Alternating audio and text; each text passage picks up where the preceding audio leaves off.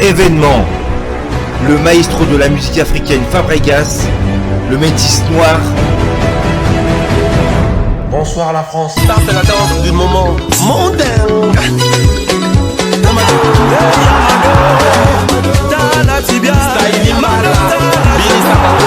Après avoir conquis le continent africain, il s'attaque à la salle prestigieuse de Double Mix à Lyon. Raoul Itono bolingo eza lokola nyongo bangi matiti okobanga funda na lekolo kibaka na yo moko. Le 13 mars 2021 à 19h. Billetterie au point de vente habituel. Depuis navandaki nazozela ye mwasi yango tobimana basuki nyonso azosala kuna ezobimiseka elongi mabe acha oyo elongi lokola lion azongisa boyo donc ezosimba ete nayebi te soki nasala nini ye wana azobenga ngashuka ozoyoka wana tozoya.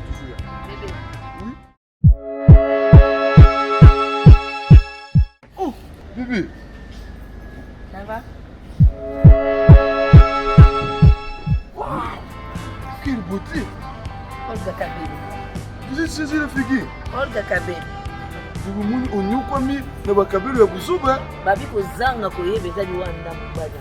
Tonga tukabwana pamba. Tango zobengana nga wana na se renseigner. Babi nango zonyokoma ndenge nini? Véritable Kabeli ezaka pa Olga Kabeli. Donc voilà. Yango nde nayoka azana bakabelo ya bien andulatu kaipira kashadu. Donc yango ni yende Olga nde che komona ngoni lizu. Liz.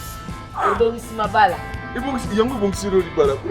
Bébé, faut que mana Olga wana tera libala de bon to ke feti. Olga Kabeli. Olga Kabeli.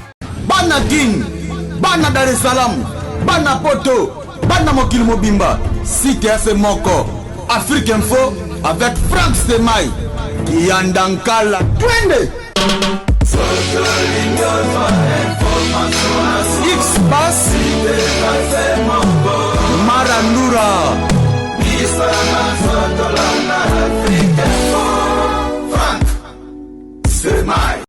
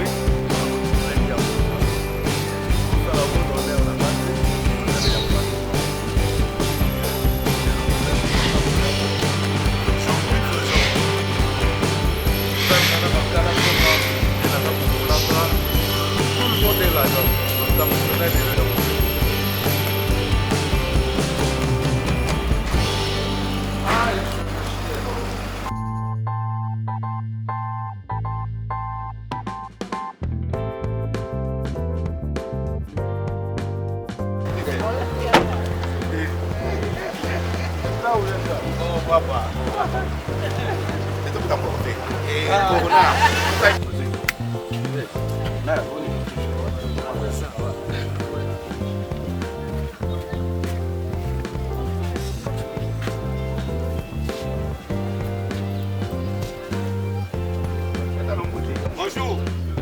Merci.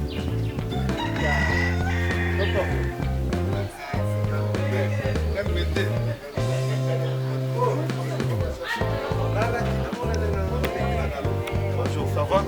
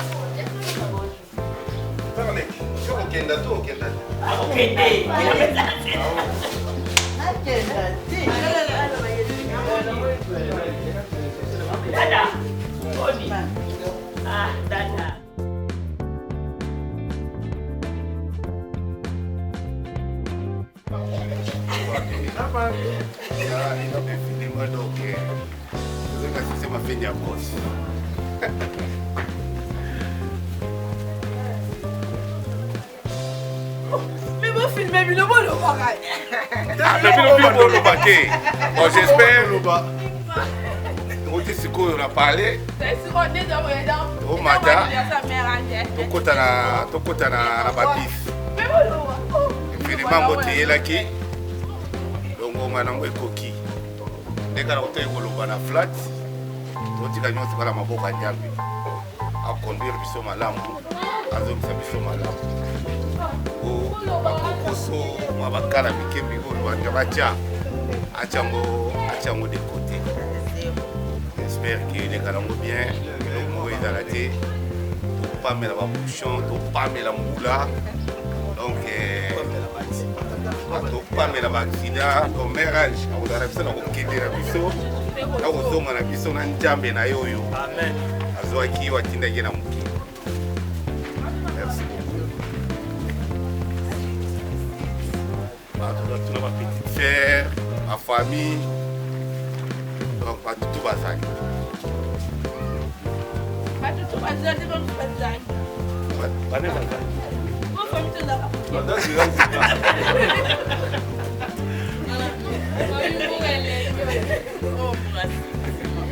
David.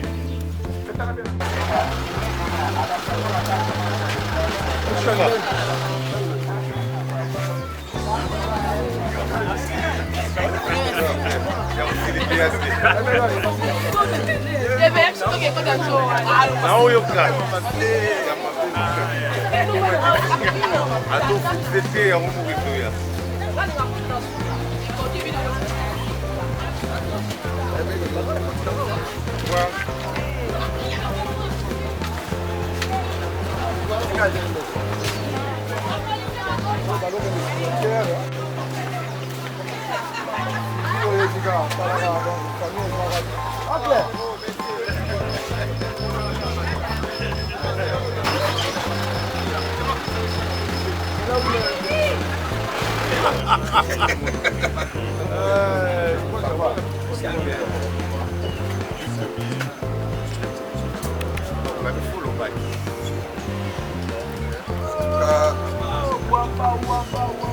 nasepeli nazopesa bandeko nyonso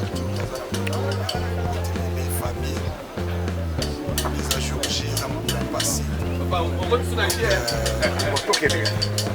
nzambe kaka moto apesaka kimia naseka nzambe atonga motema nzambe atonga motema parceke tokokende komona mama esika ifali pa tomona ye nzambe adesidaki yango nasepeli nazokende koloba sur place parce que naza mpe débordé émotionné mais nasepeli Faxemai soit béni vraiment l'assistance na bino na bandeko nyonso to nzambe apambola merci beaucoup.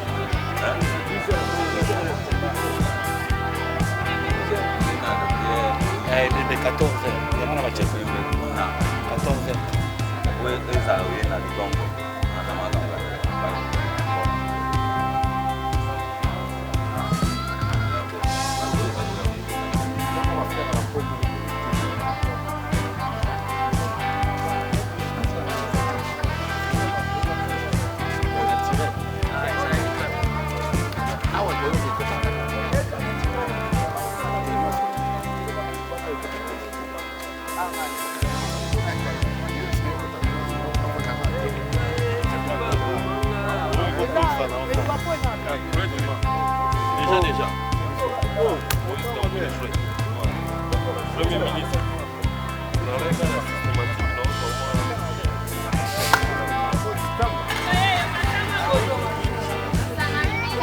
Allô? Invite-moi dans les spécialistes. Non, non, non, non.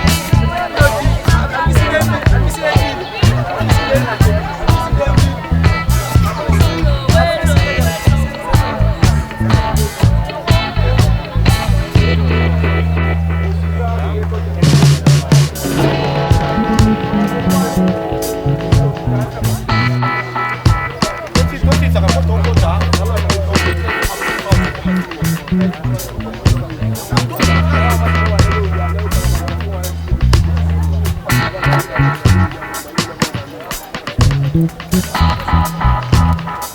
de problème, maître. Fais l'informatique.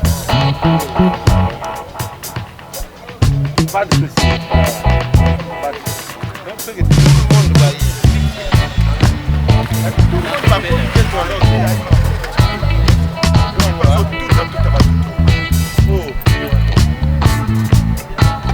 D'accord, merci Canal.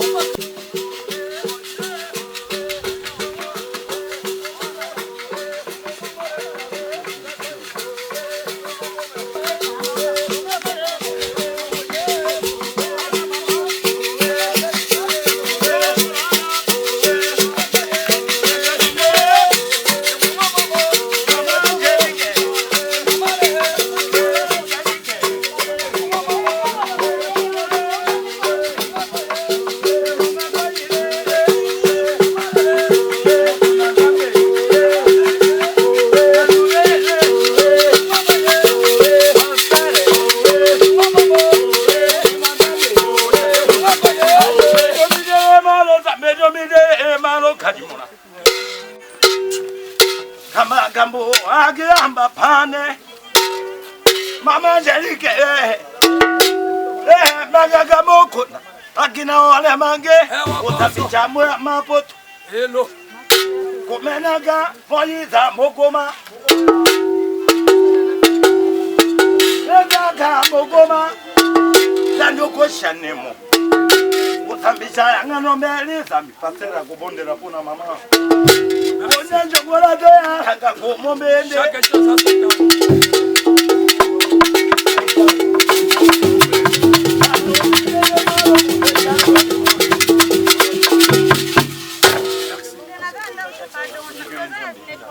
Alléluia. C'est aujourd'hui que nous sommes venus rendre encore des honneurs à notre maman qui a été chère pour nous, pour les autres mamans, pour les autres yaya, pour les autres tata Moissi et beaucoup. Donc, elle représente beaucoup pour nous.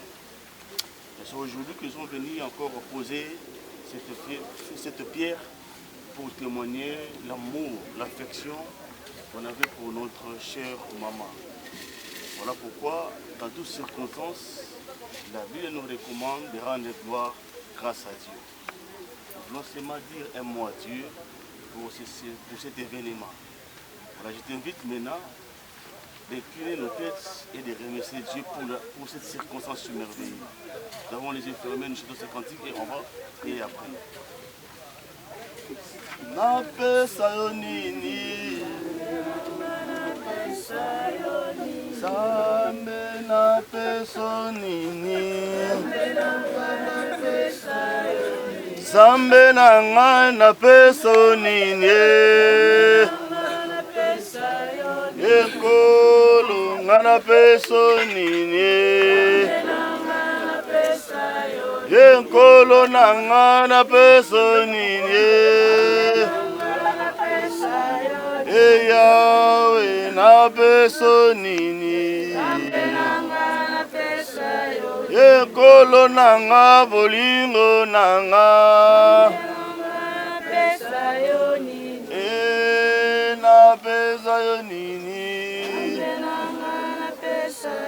prions au nom de Jésus. Alléluia.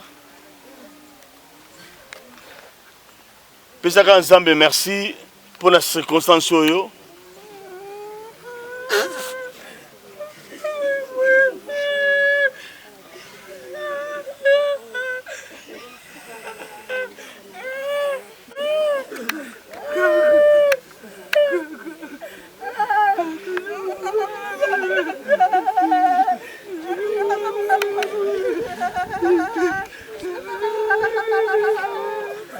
Seigneur de grâce, Père très saint, Père éternel, c'est aujourd'hui que nous, la famille de notre très chère maman qui nous avait quittés, Angèle Ongeza, que nous sommes venus poser la pied pour témoigner au monde, témoigner à son mémoire qu'il a été trop cher pour nous. Et nous témoignons qu'il nous manque encore aujourd'hui. Comme les chrétiens célèbrent le 24 décembre la naissance de Jésus, et nous sommes venus aussi aujourd'hui pour dire encore un bonjour à notre maman et te témoigner ta bonté, ton amour que tu as manifesté. Permets que son âme repose encore en paix. Oui, encore en paix, qu'elle soit dans ton règne, qu'elle soit dans ton royaume, Jésus. Et Père éternel, console encore davantage nos cœurs dans le nom puissant de Jésus-Christ. Amen. Ok, s'il vous plaît, nous allons procéder dans le programme. On va laisser quelques mots à la famille et aussi à ses enfants. Et après, on va enlever ces rideaux pour présenter ce que la famille, les enfants ont pu faire pour leur maman. Voilà pourquoi j'invite d'abord Papa Moïse, tu peux dire un mot pour ces circonstances.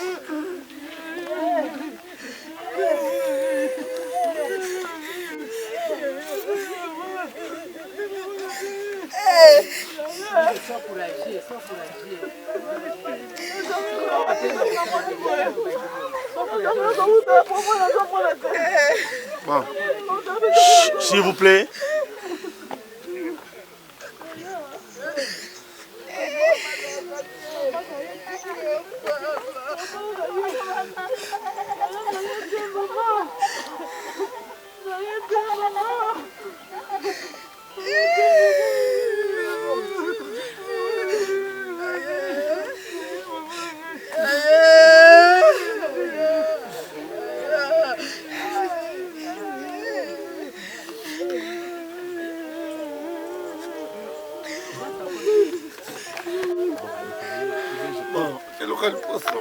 Écoutez, s'il vous plaît.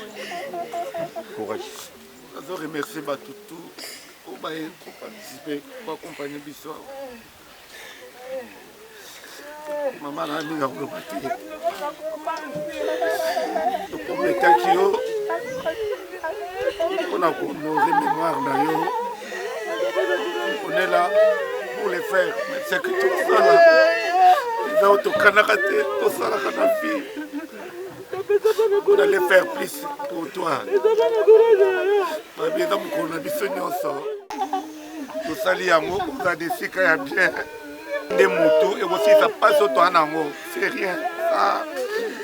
Et dans la blouse, on va faire.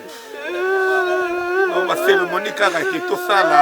Les gens qui c'est pas ta maison, c'est pas ici. Non. Les gens qui ça c'est rien.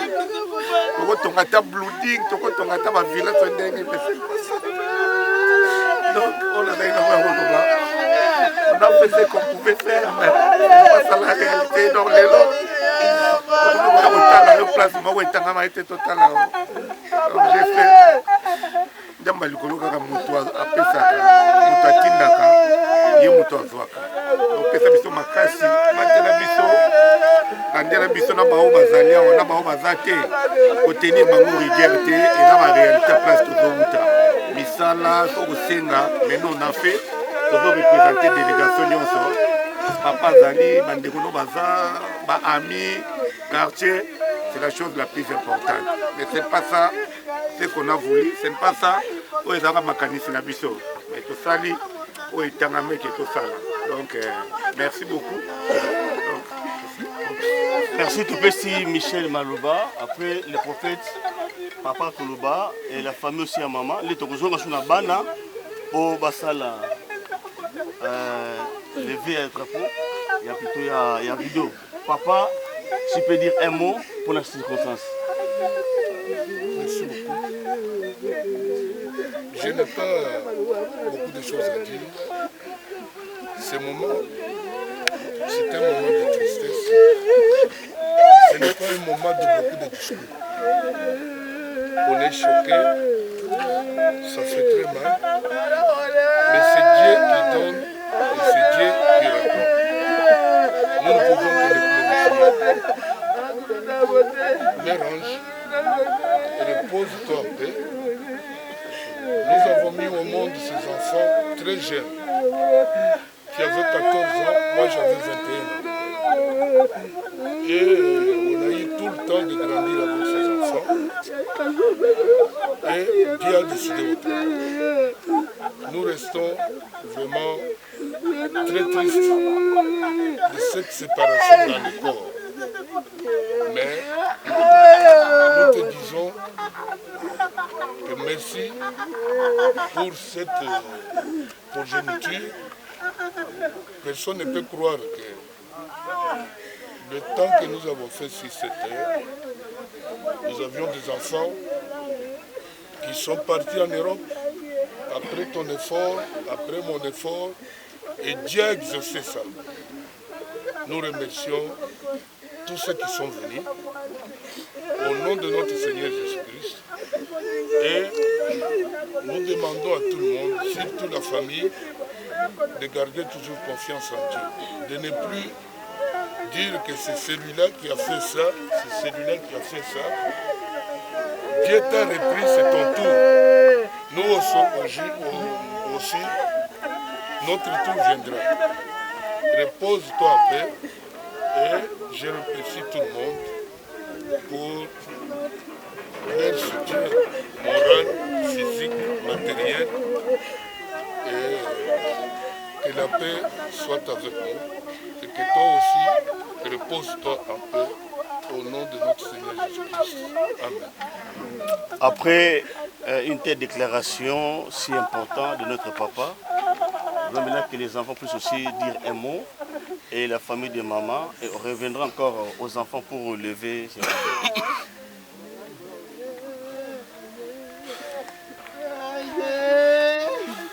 Mérage. Tout le temps mérage. Et si on a battu mérage, il n'y a pas si mingi que biso va tout vivre. Mérage, toi, tu n'étais pas une maman pour moi. Toi, tu étais une copine. Mérage. Aujourd'hui, je suis à Kin. Je n'arrive même pas. Il y a Rokoma là-bas. Mérage, hier, j'ai parlé à maman Tabita. Mérage, adresse au yo au poney là qui biso vraiment. Il y a là qui adresse au yo, Mérage. Adresse au yo au poney là qui biso, Mérage. Il y a là qui adresse au yo. Comme je t'avais dit la fois passée, nous, tes enfants, tu as la rayoté. Oh, yo sala qui pona biso. Mais malheureusement, nous avons salé le contraire à Makani. Comme sa volonté, on est obligé de l'accepter. Mais si Kozali, toi, tu as un bon trompé ça, maman. Toi, tu as un bilamba romemé la haute. On a juste des gestes qu'on peut le faire. Mais là, je n'ai pas bon moyen. Na sombela ka lopango te. Tala lopango na ko sombela o lelo. Tala lopango to ko miko ya ko sombela yo mérage. Banda na ya maladie mérage. J'étais le premier fils o ya solo la gnayo. On savait pas et ko suka boye. Le jour que nga nazora billet pour na ya na assister yo pour na makamu na yo, c'était presque trop tard. Peut-être. Mais yo ozalaki nango mpo obombaki biso. Mère Ange, on peut rien faire pour l'instant. Tokosenga kaka nzambe azala na yo. Mais je suis vraiment désolé que adresse oyo ya sika obombelaki biso c'était ici. Na ye Mère Ange, bandeko na yo, côté ya maman, côté ya papa, ils font tout pour tozala bien. Mais ton absence, nayebi te so toko remplacer yango nani. Biso bana na yo toye ko représenter yo. Soki bawa bomonaka, okomona bana oyo baye. Bao pe baye te pour en vouloir bango te. C'est dit à ba programme tozala na bango na mboka wana. Mais je suis vraiment désolé parce que on va pas tout le temps aux okende. Maintenant il faut mélange. Libulu et Zamulungue. Et Zamulungue makasi. Aujourd'hui regarde. On vient de la France mélange. Et fika to kutakayo, to kutu le regarde aujourd'hui adresse à Fikaoyo, memela dibiso. Mais to senga kaka na nzamba batela molimo na yo. Paix à son âme, nzamba zalana biso. Merci beaucoup. Merci beaucoup. Nous continuons toujours par ces déclarations de ces enfants. Là, nous donnons la parole au prophète Timothée, après la famille de Mère Ange, et on reviendra encore aux enfants par le ministre de Moïse pour les deux affaires. Nous lui donnons la parole, cher prophète. Premier lobby, esengo na moto oyo akufi kati na ikoyeba Yesu. Esengo nange ezali po oyebaki Yesu ava ozongisa molimo na yo epa na ye. Ndeko ya Lazare ayebisaki Jésus, ndeko na yo Lazare akufi, e azalaki na kondima ke Yesu akosekwisa Lazare parce que Marthe alobi nayebi kakosekwa me na mokolo ya suka. Na mokolo ya suka il parlait d'enlèvement parce que Lazare connaissait Jésus avant sa mort. Tu connaissais Dieu avant ta mort. Et nayebi que de nazolobawa ozo se retrouver na lieu du repos parce que Bible lobi bato bakufaka na kati na koyeba nzambe bakufi te balali pongi. Premier jour nzambe sareki azwaki yango. Et na pesi nzambe merci le bon Dieu na bomoto c'est très triste. Na koki même côté les mawate na loba. Mais nazoloba po nazokumisa nzambe oyo yebaki. Soki nga lelo babenga mosala ya nzambe ezali grâce ya mama oyo alukaka nzambe asengaka na nzambe pe nzambe no akutanaka na nga afe convertira nga. E nazopesa nzambe merci na musala oyo sali lelo nga koyeba nzambe e nazondimaka nzambe na nga récompensa yo oza ko se retrouver na lieu du repos. Et lelo toye honorer mémoire selon les principes bibliques. Joseph Azoib Sabana Israël soki bobimine zif bobosana mikuwa nanga te bobimana mikuwa nanga. Moïse atambolaka na mikuwa Joseph na yebi ke nzoto na yo isi ekufa. Mais mikuwa o etikali toye honorer yango. Toye honorer mikuwa nzamba pambola biso na oto sali parce que tu accomplir la parole de Dieu. Et na yebi ke nga elongo na libota nanga toza béni. Bana na biso baza béni, bana ya bana na biso baza béni. Longenza nazelaki yo na poto tala poto o na yo kokuta yo. Nzamba zwa lokumu et Saint-Esprit apesa biso makasi libota mobimba pe va famille nyonso tu molimo mosata apesa biso makasi na kombo na Yesu. Amen. Ok, nous passons directement Tabita. Yazali mwana mwasi parmi obalandi ko pesa lokumu pa ya maman et puis maloba jusque un mot pour la maman.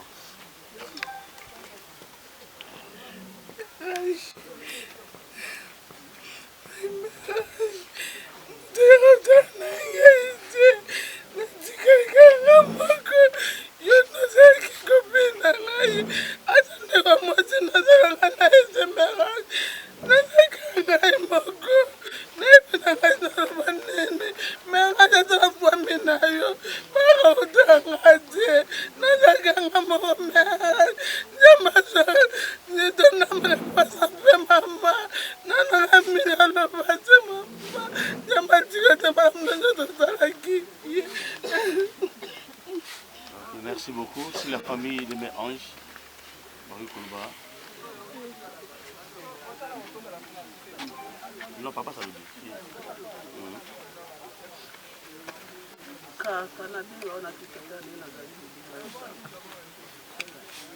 nga nabengaka ye yaya nazali yaya na bisika za mama jelika zinga mokeye na mobali na ye oyo banona na mokoli te azelika nakisinga ndenge akola mafula ndako na ye na tata oyo mama na abotaka na yo nde mama na ngai oyo alakisanga vi mama na monela moka nasaleli yo te mama jelika na ngai namokete yaya banatanaki nalembaki yo te nasukolaka ya na ngai ata mai nazaleloko te yaya nalembaki yo te na pesi na maledi na misokatano yaya me modele ozalinga ya te okanaki boye te po te mokupu wana okoka te oyebisinga ndenge na kosala na mokupu amano te ozalaki koloba kaka na baparamo de jamais telela soki nakufi nayebi te ndenge okokumba na famille na bando oyo nalobaki yanga na kokoka te wana eza mokumba na yo me okimi yango avant bana jaki nanu babali te basala bamakulutu azali yokei ngai moko petala kaka yaya nazokoka te yaya nazokoka te ezaki balowela nazokoka te akosala yaya yo longwana zabayamba yo azoyo na kina oyo nyonso osala na mokili afuta yo yaya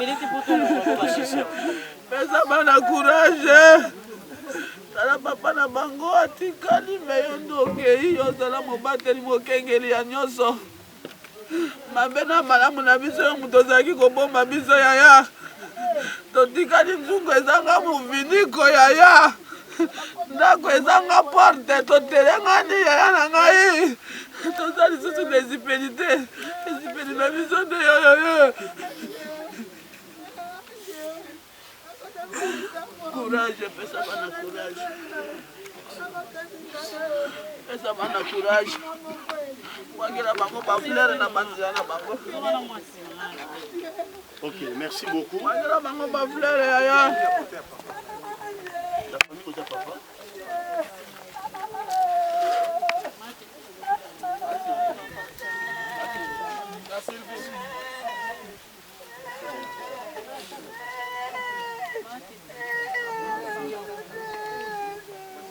Ok, nous continuons. Nous invitons les enfants papa pour lever, pour nous présenter. Là, on va commencer pour la maman, pour l'accompagner aussi. Papa Joseph naza kofisite bana mama na eloko basali ndako batongeli Papa Joseph yebi yango ava balongola drapeau ya mama na ndako asika ifo batia $100 likolo bafilme yango bakamere yango na bana batikalaki na poto bafilme yango. Papa Joseph oyebi yango Papa Pierre oyebi sela kotimia na mongo batia $100 likolo ya seka likolo ya drapeau ava balongola sela kotimia Papa Joseph. Merci na nyonso balobi eza symbole napesi papa courage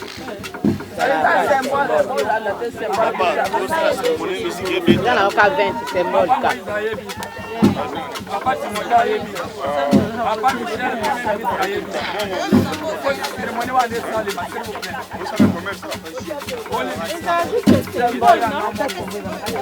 ezali ana moko tia likolo ava balongola Papa Timothée ayebi Papa Michel ayebi Papa Moïse ayebi tia likolo tia wana bafilme yango na bana ya poto nyonso bakona na oyo nyonso batikalaki na poto biso simba pane papa simba papa akele macha moko nako na sabela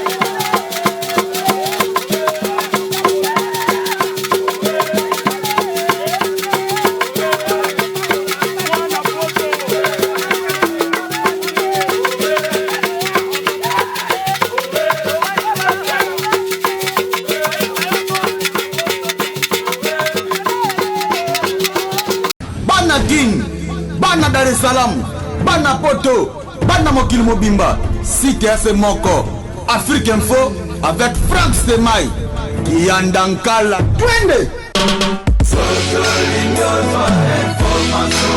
X-Bass,